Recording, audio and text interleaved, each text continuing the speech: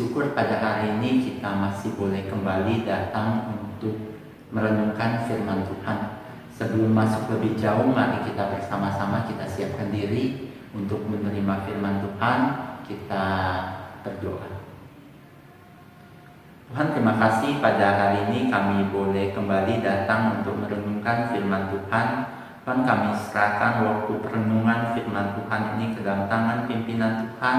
Kiranya melalui perenungan firman ini kami boleh semakin mengenal siapa Engkau Tuhan, mengenal siapa diri kami, dan kami menjadi orang yang tahu diri. Dan kami serahkan semua ke dalam tangan pimpinan-Mu. Hanya di dalam nama Tuhan kami, Yesus Kristus, kami berdoa dan mengucap syukur. Amin. Saudara yang terkasih dalam Tuhan, firman Tuhan hari ini akan kita ambil dari Mazmur 94. Saya akan bacakan dua ayat dari Mazmur 94, yaitu Mazmur 94 ayatnya yang ke-18 sampai 19. Mazmur 94 ayat 18 sampai 19. Ketika aku berpikir, kakiku goyah, maka kasih setiamu, ya Tuhan, menyokong aku. Apabila bertambah banyak pikiran dalam batinku, penghiburan-Mu menyenangkan jiwaku. Saudara yang terkasih dalam Tuhan, tepat hari ini Jakarta kembali lagi melakukan PSBB, yaitu pembatasan sosial berskala besar. PSBB yang dilakukan di Jakarta kali ini tidak seperti PSBB sebelumnya yang hanya PSBB transisi, namun saat ini akan dilakukan PSBB secara penuh. Kabar PSBB di Jakarta ini cukup menggoncangkan kami. Kenapa? Karena ini berarti bahwa pernikahan saya dan pasangan saya yang kami rencanakan akan kami lakukan di Jakarta pada bulan November itu kemungkinan besar akan diundur karena kondisi PSBB ini. Kondisi yang tidak memungkinkan untuk melakukan pernikahan. Kami goncang karena kami telah merencanakan pernikahan ini sejak jauh-jauh hari. Kami mempersiapkannya, kami melakukan banyak hal untuk mempersiapkan pernikahan ini.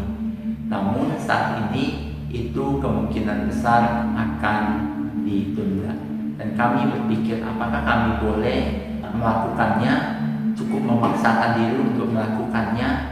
Namun jika kami memaksakan diri, apakah keputusan itu dapat kami pertanggungjawabkan kepada diri kami yang adalah seorang hamba Tuhan, kepada pemerintah yang telah memutuskan untuk melakukan PSBB dalam memutuskan mata rantai penyebaran COVID-19 ini, dan apakah kami dapat mempertanggungjawabkan ini kepada Tuhan yang mengasihi kami dan orang sekitar kami.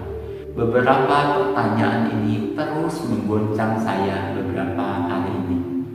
Dalam kondisi yang sulit ini, saya kembali teringat dengan satu kisah yang pernah saya baca, yaitu kisah mengenai Hudson Taylor. Dia adalah seorang hamba Tuhan yang begitu luar biasa. Dia adalah pendiri dari China Inland Mission. Dia melayani dengan begitu luar biasa. Namun pada satu masa pelayanannya, dia mengalami satu pemberontakan yang begitu luar biasa, pemberontakan yang begitu ganas yang terjadi pada tahun 1900, di mana ratusan misionaris yang dia utus terbunuh di dalam pemberontakan itu. Hamba Tuhan yang begitu luar biasa ini hancur secara emosional dan kesehatannya mulai menurun pada waktu itu. Menjelang akhir hidupnya, dia menulis, "Saya merasa sangat lemas sehingga saya tidak dapat bekerja. Saya tidak bisa membaca Alkitab saya bahkan tidak bisa berdoa. Saya hanya bisa berbaring diam di pelukan Tuhan seperti seorang anak kecil dan terus percaya. Saya hanya bisa berbaring diam di pelukan Tuhan seperti seorang anak kecil dan terus percaya. Kata-kata yang disampaikan oleh Tyler begitu menguatkan saya. Saya menyadari ketika ada kesulitan, ada pergumulan yang saya hadapi, saya hanya cukup datang kepada Tuhan, berbaring lemah di pelukan Tuhan dan terus percaya kepadanya. Pernahkah saudara melewati masa yang begitu sulit?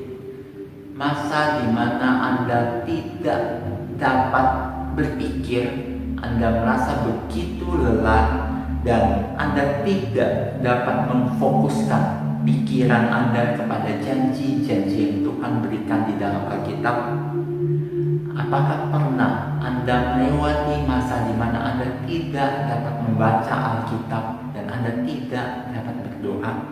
Ketika kita ada dalam situasi seperti itu, yang dapat kita lakukan adalah datang kepada Tuhan, diam di dalam pelukan Tuhan, dan terus percaya kepadanya. Allah kita tidak mengharapkan kita banyak berkata-kata ketika kita datang kepadanya. Bapa surgawi tahu bagaimana cara merawat kita. Dia tahu bahwa kita sedang memerlukan perawatan darinya untuk memulihkan hati kita, seperti yang dikatakan di dalam Mazmur 94 ayat 18. Ketika aku berpikir kakiku goyah, maka kasih setiamu ya Tuhan menyokong aku. Apabila bertambah banyak pikiranku dalam batinku, penghiburanmu menyenangkan jiwaku. Dia tahu cara untuk menghibur kita dan menyenangkan hati kita. Kita dapat mempercayainya untuk memimpin kita melewati malam gelap di dalam hati kita menuju ke cahaya fajar yang terang. Ketika kita tidak memiliki apa-apa selain Tuhan, kita akan menemukan bahwa Dia cukup. Dia cukup untuk menghibur dan menolong kita.